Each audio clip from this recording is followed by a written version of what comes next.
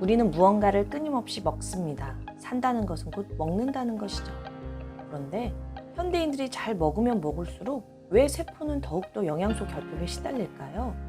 왜 점점 더 알 수 없는 질병에 노출될까요? 그리고 영양제를 구입하는 비용이 늘어가는 만큼 몸도 좋아져야 할 텐데 오히려 몸이 안 좋아지는 사람도 많습니다. 그래서 앞으로 제 채널에서는 자신의 몸에 맞는 영양제를 고르는 법에 대해 다루어 볼까 합니다.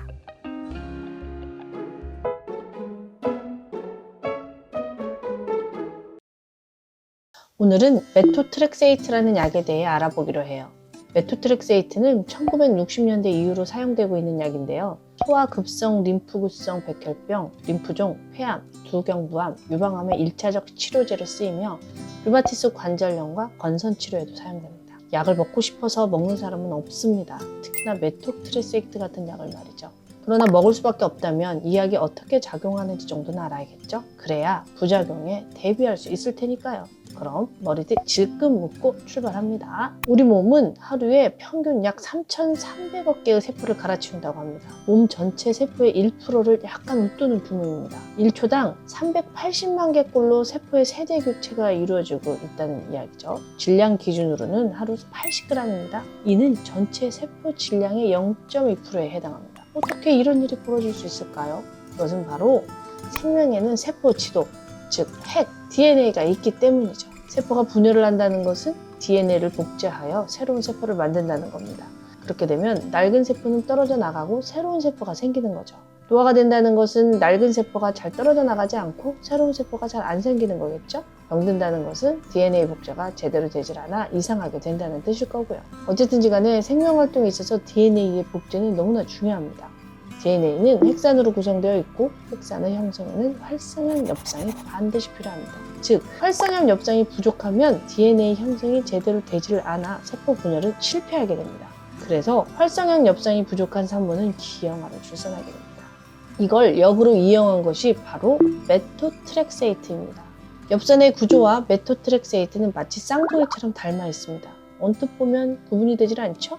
메토트렉세이트는 엽산이 있어야 할 곳에 먼저 도착해서 자리를 차지합니다. 그렇게 되면 엽산은 갈 곳을 잃어버리게 되죠. 엽산이 부족한 세포는 세포 분열을 할 수가 없습니다. 세포 분열이 가장 왕성한 세포는 네, 맞습니다. 바로 암세포입니다. 그래서 메토트렉세이트가 항암제로 쓰이는 겁니다. 그렇다면 왜 암 환자도 아닌 류마티스 환자에게 이 약이 처방될까요? 우리가 음식을 먹는 이유는 에너지, 즉 힘을 만들기 위해서죠. 이 힘을 우리는 ATP라고 표현을 해요. 탄수화물이 가장 빨리 에너지를 만들어내기 때문에 우리는 탄수화물에 환장을 하게 되는 거죠. 열심히 에너지를 쓰고 나면 아데노신이라는 물질이 몸에 많이 생깁니다. 잠시 ATP에 대해 말씀을 드리자면 ATP는 아데노신에 3개의 인산기가 붙어있는 것으로서 에너지를 쓸 때마다 이 인산기가 하나씩 없어집니다. 인산기가 2개면 ADP, 인산기가 하나면 AMP. 이렇게 ADP로 AMP로 바뀌다가 에너지가 완전 고갈이 되면 아데노신만 남게 되는 거죠. 몸에 아데노신이 쌓이면 더 이상 에너지가 없으니 쉬어라 하는 신호가 옵니다. 그 신호가 바로 졸음과 피곤이고요. 잘 먹고 잘 쉬게 되면 다시 인산기가 붙어서 에너지는 회복됩니다. 일과 휴식의 균형이 맞아야 하는 것처럼 ATP와 아데노신의 균형이 맞을 때 건강할 수 있습니다. 그런데 메토트렉세이트는 아데노신의 생성을 촉진합니다. 그 기전은 아래와 같은데요. 너무 어려우신 분들은 패스하셔도 됩니다. 에너지의 찌꺼기인 AMP는 첫 번째 아데노신으로 분해되어 항염작용을 하기도 하고요. 두 번째 간으로 가서 요소로 전환되기도 하고 세 번째 IMP로 분해되어 요산이 되기도 합니다. 건강한 사람은 이 세 가지의 균형이 잡혀 있겠죠. 요소도 요산도 아데노신도 다 우리 몸에 꼭 필요한 물질이니까요. 문제는 균형입니다. 이 균형이 깨진 사람들이 요산의 생성이 지나치게 많아서 고요산 혈증으로 고생합니다. 대표적인 것이 통풍이겠죠? 통풍에 대한 영상은 많이 만들어 놨으니까 참고하세요. AI-CAR라는 효소가 있습니다. AMP의 분해를 촉진하는 효소예요. 그런데 메토트렉세이트는 AI-CAR라는 효소를 억제합니다. 결과적으로 AMP가 몸에 축적이 됩니다. 축적된 AMP는 아데노신으로 전환이 되고요. 그 결과 증가한 아데노신이 세포 외에서 여러 면역세포들을 억제하여 염증 반응을 줄이게 되는 원리입니다. 메토트렉세이트는 용량 의존적입니다. 암 환자가 복용할 때는 매일 30ml를 복용해야 하고 건선이나 류마티스 환자가 복용할 때는 일주일에 한 번 7.5mg 복용합니다. 메토트렉세이트 대표적 부작용으로는 피로, 구내염, 탈모, 위장장애, 간독성, 백혈구 감소증, 혈소판 감소증, 두통, 졸음, 빛에 민감한 현상 등이 나타날 수 있는데 이게 바로 메토트렉세이트 세포 분열 억제 기전과 아데노신 증가 때문입니다. 그래서 반드시 메토트렉세이트를 복용하는 환자분들은 활성현 엽산을 보충해야 합니다. 이거 너무너무 중요하니까 별표 100개 칠게요. 이왕이면 그냥 엽산 말고요. 반드시 활성현 엽산을 복용하세요. 한국인들은 엽산을 활성현 엽산으로 잘 못 만들기 때문입니다. 활성현 엽산으로의 전원 요소가 결핍된 사람들이 10명 중에 7명이나 돼요.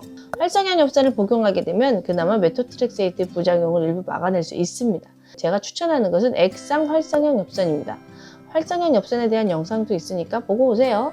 물론 가장 좋은 것은 빨리 병에서 탈출하여 메토트렉세이트를 복용하지 않는 거겠지만 부작용이 무섭다고 약을 끊어버리면 부작용보다 더 빠른 속도로 질병이 진행될 수 있으므로 절대로 함부로 약을 끊어서는 안 됩니다.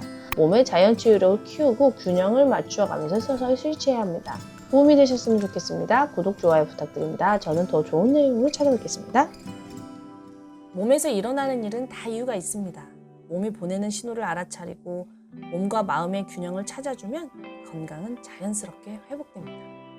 약을 너무 두려워하면서 쓰지 않는 것도 바람직하지 않고요. 약을 너무 맹신하며 의존하는 것도 바람직하지 않아요. 약을 꼭 필요할 때 적절히 활용하여 여러분들이 더욱더 행복하고 건강하고 평화로워지기를 기원합니다. 우리는 모두 연결되어 있습니다. 당신이 있기에 제가 있습니다. 사랑합니다. 잊지 마세요. 우리는 원래 하나입니다.